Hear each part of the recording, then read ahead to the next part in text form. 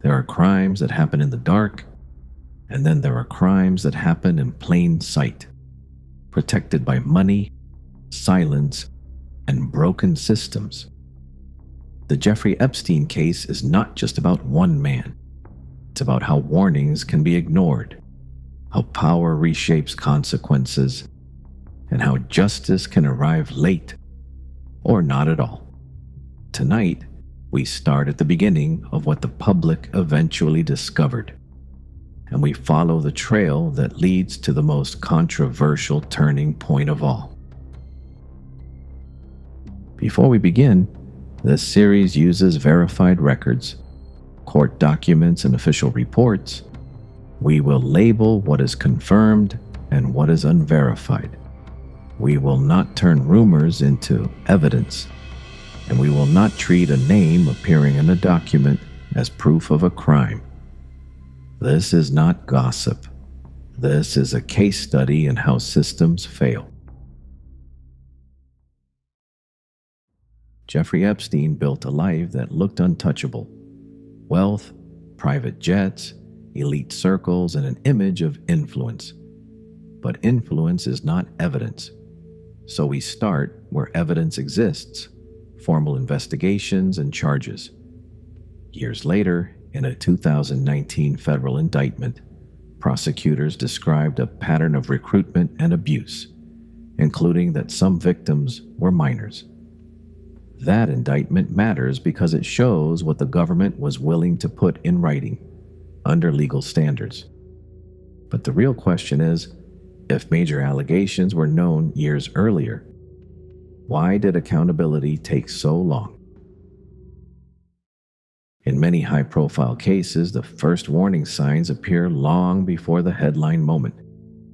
In the Epstein timeline, public reporting and legal timelines describe earlier complaints reaching authorities years before the 2019 case became front-page news.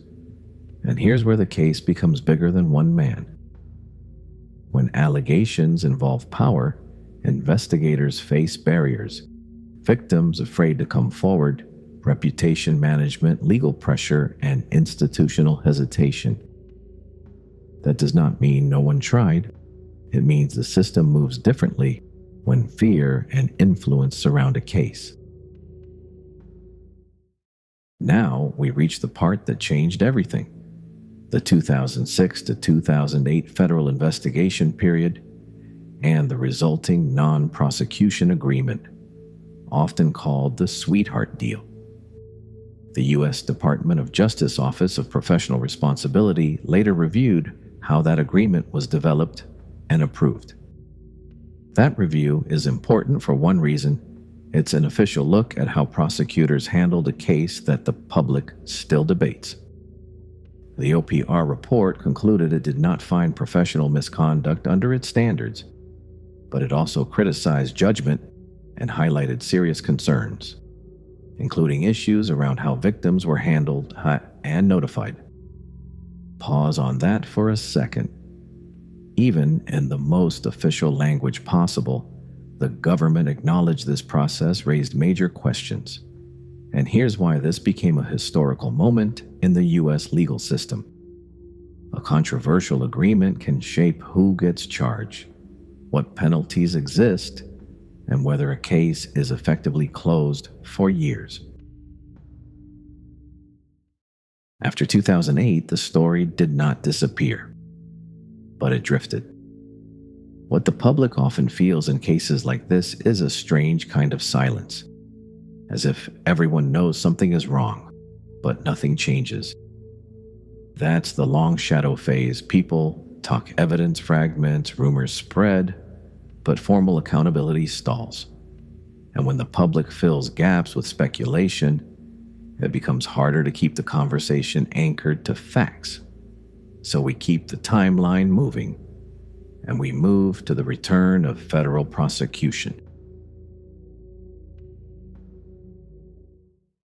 In July 2019, Epstein was arrested on federal sex trafficking charges. The indictment described a scheme involving minors and recruitment. This was the moment many people waited for, but it also raised a haunting question. If prosecutors could write this indictment in 2019, what could have happened if institutions had acted differently years earlier? Epstein died in federal custody on August 10, 2019. The DOJ Inspector General later documented numerous and serious failures in custody and supervision at the facility. According to the report, Epstein was unmonitored for hours, and multiple failures contributed to the conditions that made his death possible. The IG report also notes the FBI determined there was no criminality pertaining to how he died. That doesn't erase public suspicion, but it tells us what the official investigative conclusion was and what institutional failures were documented. So this is where our series begins.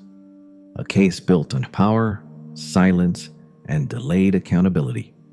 A system that faced warnings and still struggled to act.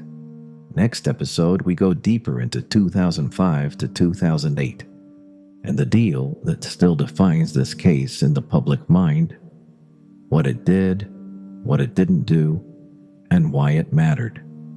This is Histoverra, and this is the story of how a system failed for years.